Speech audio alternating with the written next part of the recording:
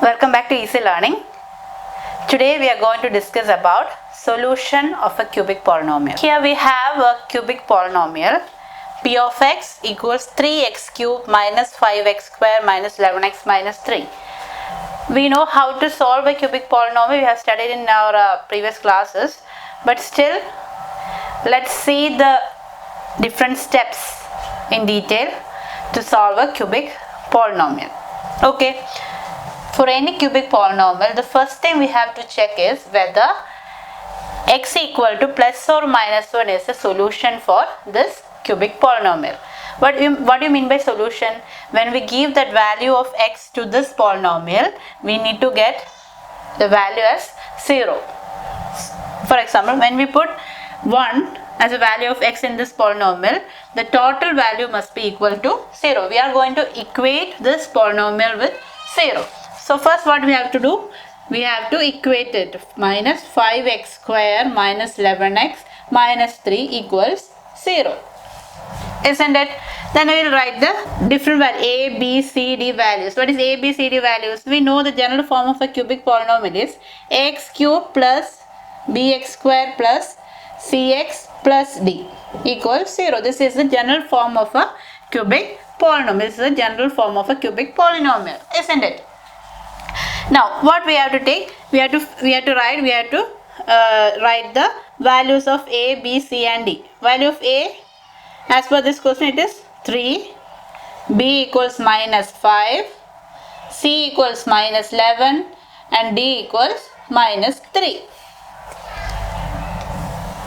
Up to this portion, it is clear, right? Now, our first step is step 1. What we have to find? We have to check whether x equal to 1 is a solution of this polynomial or not. Okay? Check. Our first step is check whether x equals 1 is a solution or not. Okay? First we will check whether x equal to 1 is a solution of this polynomial or not. What is the rule in that? The rule for checking whether x equal to 1 is a solution is, we will see whether a plus b plus c plus d equals 0 or not. This is the rule for finding x equal to 1 is a solution of our cubic polynomial or not. What we will do? We are going to add the coefficients of the variables and we will check whether it is equal to 0. So we know what is a in this. It is 3 plus minus 5 plus minus 11 plus minus 3. Is this equal to 0? No, it is not equal to 0. That means, so x equal to 1 is not a solution. That means x equal to 1 is not a solution of this polynomial. Otherwise, what we will do? What we will be doing normally, we will put the value of 1 to our we will put the value of x as 1 to this polynomial. We will see whether it is equal to 0 or not. So this is a rule behind this. You need to check only this, whether this rule is satisfying or not. You need not put the value of x in our polynomial and check. This is unnecessary wastage of time. So we will just check whether this rule is satisfying or not. If this rule is not satisfying, that means x equal to 1 is not a solution. Now, what is our step 2? Step 2 is, we checked x equal to 1 is a solution and we found that x equal to 1 is not a solution. Now, next we are going to check whether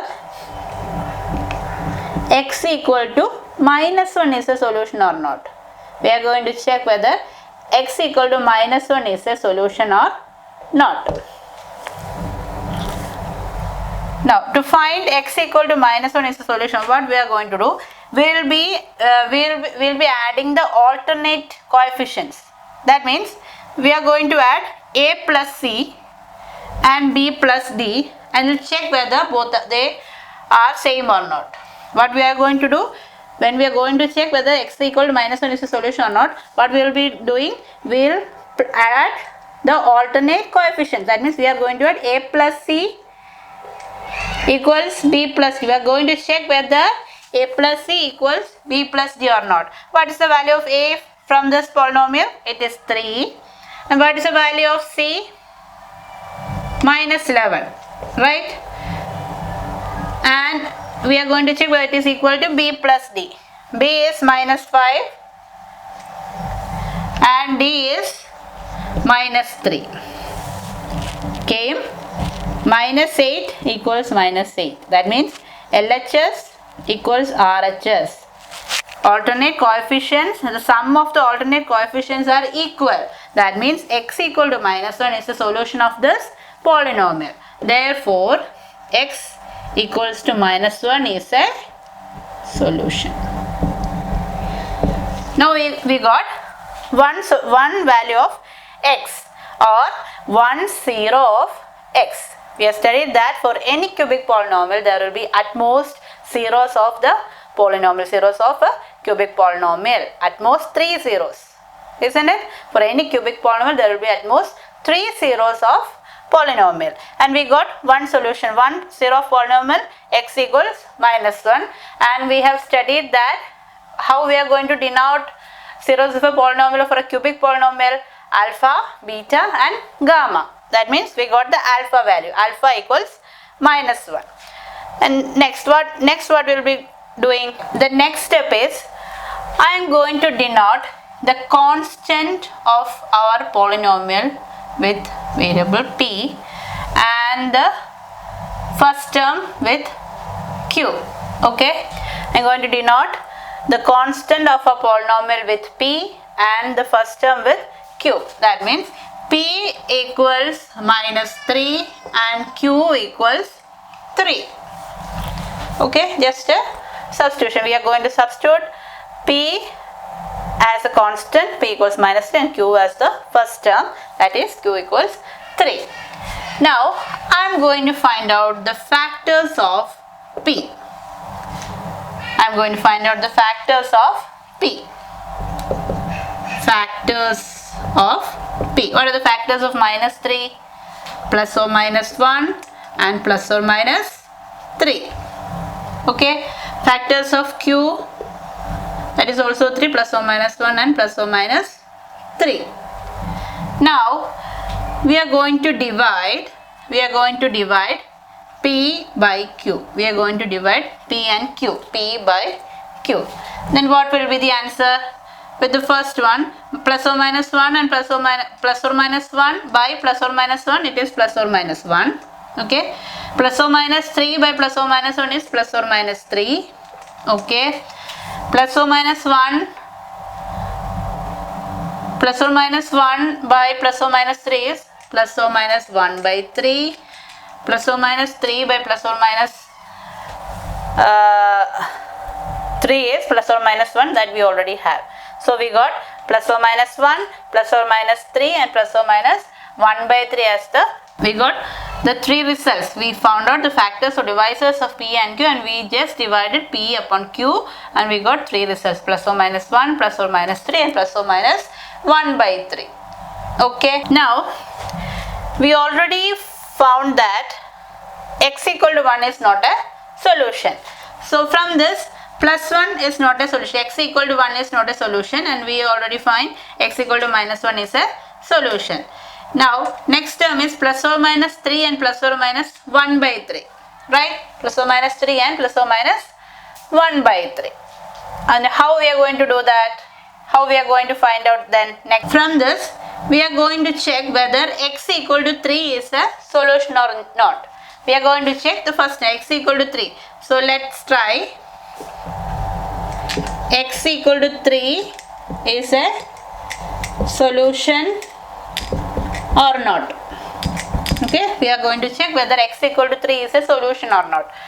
How we will be doing? We are going to do it by using our synthetic division method. I will tell you how we can do the synthetic division method.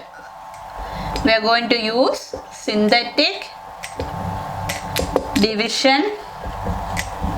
We are going to use a synthetic division method. Up to this point, is it clear for you? First, we'll write our cubic polynomial general form. We'll write the a value, a, b, c, d values, then what we will do, we will first check whether x equal to 1 and x equal to minus 1 is a factor or not, as a solution, I mean the solution or not. If x equal to minus 1 is, x equal to 1 is a solution, that then a plus b plus e plus t will be 0. But here it is not equal to 0, that means x equal to 1 is not a solution. Next we are going to check whether x equal to minus 1 is a solution or not. For checking that, we will add the alternate coefficients, and if their sums are equal, then x equal to minus 1 is a solution. After that, we are going to do, step 3 is we are going to do a substitution. We are taking p as the constant value and q as the first term, x cube value. Then we'll find out the divisors of p and q. Here p is minus 3, then divisors of p and q will be plus or minus 1 and plus or minus 3. And for q it is plus or minus 1, both are 3, so plus or minus 1, plus or minus 3. Then we will divide p by q, then we got plus or minus 1, plus or minus 3 and plus or minus 1 by 3. Okay, next from this thing we already found that plus 1 is not a, x equal to 1 is not a solution, x equal to minus 1 is a solution. So this we already done. Then next is plus or minus 3. For that we are going to check whether x equal to 3 is a solution or not. For that we are using the synthetic division method. How we are going to do the synthetic division method? That I will show you. For doing the synthetic division, we'll write the coefficients of each term. That is 3, minus 5, minus 11, minus 3, and I am going to divide it with 3. Okay, I am going to divide it with 3 because we are going to try whether x equal to 3 is a solution or not using synthetic division. For doing synthetic division, we'll write the coefficients of each term and we'll divide it with 3. First term we will write it downwards. Okay, we will take it downwards, 3. Is that clear? Then we will multiply these two terms, that is 3 into 3. I am going to multiply 3 into 3. What is 3 into 3? 9. Okay, 3 into 3 is 9. Then we will add these two terms. How much we will get? 4. Minus 5 plus 9 is 4. Then I am going to multiply these two terms. 4 into 3 is 12, and we will add these two. Minus 1 plus 12 is 1. Isn't it? Again we are going to multiply these two terms. 3 into 1 is 3. Minus 3 plus 3 is 0. Minus 3 plus 3 is 0. That means we got our remainder as 0. Okay, if we get remainder as 0, that means this x equal to 3 is a solution for this polynomial.